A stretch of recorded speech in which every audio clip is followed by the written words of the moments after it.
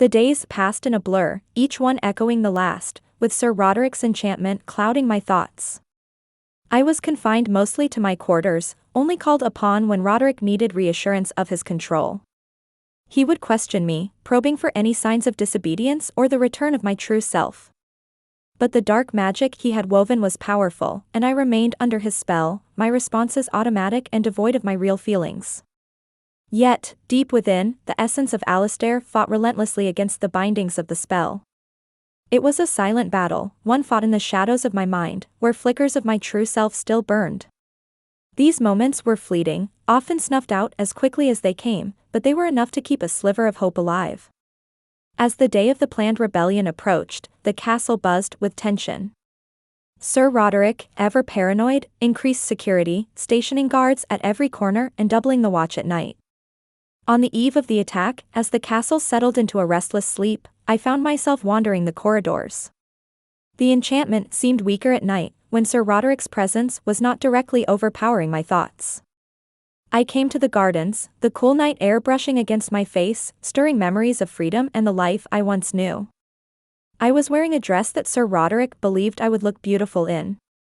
The top of the dress was white with puffy sleeves. A sash was tied in a bow around my waist, and the skirt of the dress was purple with a silk layer on top of it. Wearing it made me feel like a princess. In the garden, hidden by shadows, I encountered a figure, a young maid.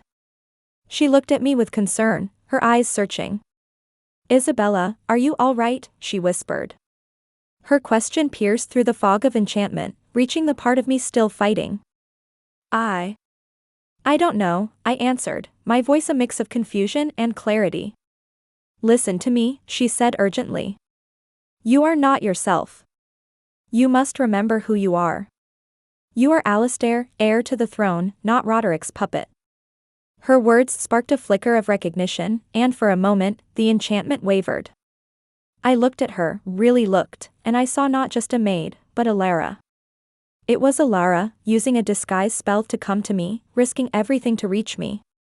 Then the enchantment closed off any of Alistair's memories, closed off any portion that wasn't what Roderick wanted. I quickly ran to the entrance of the garden, yelling for a guard to come. I held up the skirts to my dress so I could run easier. "Guards, there's a rebel in the garden." Suddenly 4 guards appeared, they all held crossbows out at the ready. Alara quickly raised her hands, a shimmering barrier of light forming around her as the guards released their bolts. The arrows clattered harmlessly against the magical shield, falling to the ground. Her eyes met mine, a mixture of sadness and determination in her gaze. "Isabella, remember who you are," she called out, her voice filled with desperation. The guards reloaded their crossbows, ready to fire again. Alara's barrier wouldn't hold forever. I watched in a daze, my mind struggling to process the conflicting emotions and memories swirling within me. The enchantment fought to keep me under its control, but Alara's presence and words were like a beacon, piercing through the darkness. "Fire," one of the guards shouted, and another volley of bolts flew towards Alara. She deflected them with a wave of her hand, the barrier shimmering with strain. "You must fight it, Alistair," Alara pleaded. "The kingdom needs you." The name Alistair resonated deep within me, stirring something long buried. I stumbled back, clutching my head as memories of my true self began to resurface. I saw flashes of my childhood, my training, my parents' faces. I remembered the weight of the crown and the responsibility that came with it. "Stop her!" I shouted to the guards, my voice shaky but gaining strength. The enchantment was gaining strength over me. "Don't let her escape." Alara's eyes widened with sorrow, but she continued to fend off the guards. "Alistair, please," she whispered, barely audible over the chaos. I took a step forward, torn between the enchantment's hold and the truth Alara was revealing. The guards closed in on her, but she raised her hands again, casting a powerful spell that sent them sprawling to the ground, unconscious. With the guards temporarily incapacitated, Alara turned to me, her expression resolute. "I won't give up on you, Alistair. Remember your destiny." In a sudden burst of clarity, the enchantment shattered, and my true self surged to the forefront. "Alara, help me." I cried, but then the enchantment swung my mind closed again. The great Sir Roderick wouldn't want me talking to this evil lady anyways. I put my hands together and created an orb of energy and blasted Alara with it, sending her flying to the other side of the garden. I approached Alara cautiously as she lay on the ground, the impact of my attack clearly taking its toll. Despite the enchantment's firm grip on my mind, I could still see the sadness and determination in her eyes. Alistair, you must fight this, she pleaded, her voice weak but resolute. Remember who you are. Remember your true purpose. I hesitated, the conflicting emotions within me warring for control. The enchantment's voice whispered insidiously in my mind, urging me to finish Alara off and prove my loyalty to Sir Roderick. Yet, the faint echo of my true self, Alistair, struggled to break free. Suddenly, Sir Roderick's presence filled the garden, his dark aura suffocating. He strode towards us, his eyes narrowing as he took in the scene. Well done, my princess, he said, his voice dripping with satisfaction. You have proven your loyalty. Alara's eyes widened in desperation as she realized the extent of Roderick's hold on me. Alistair, please, don't let him control you, she whispered, her voice barely audible. Sir Roderick reached out and placed a hand on my shoulder, his grip firm and possessive. Come, Isabella.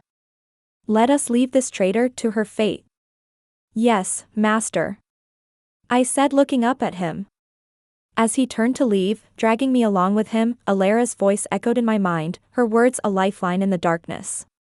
Remember your destiny. You are the rightful heir. Fight for your kingdom. The enchantment's grip tightened. I turned around to face Alara. I will fight for this kingdom, from traitors like you. Sir Roderick and I will rule this kingdom forever. I felt Sir Roderick put an arm around my waist and guide my back to the castle. I heard the guards yelling something right before a bright light came from Alara. The light enveloped Sir Roderick and I. I could feel the enchantment release from me again and all my memories flooded back into my head.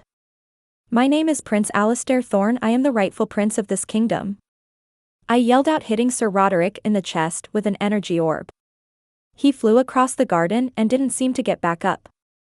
Quickly I ran over to Alara, she was lying on her back, her breathing was labored, she used all her strength to release me from the enchantment that Sir Roderick put on me, and now she was slowly dying.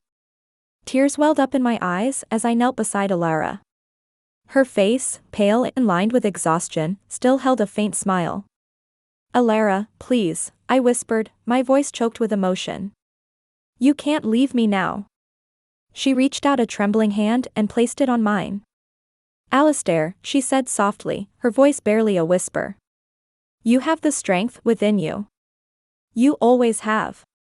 Remember what I've taught you. Use your magic, your courage, and your heart. The kingdom needs you. I nodded, tears streaming down my face. I will, Alara. I promise. Her eyes closed, and her hand slipped from mine as she took her last breath. I felt a surge of grief and anger, a fierce determination burning within me. I looked over at the still form of Sir Roderick, lying unconscious on the ground. This ends now, I said, my voice steady and resolute. I leaped in the air, and I could feel myself being teleported to the throne room where Thunderstrike was in its sheath. I grabbed the sword by its handle. It's time to bring in the rebellion.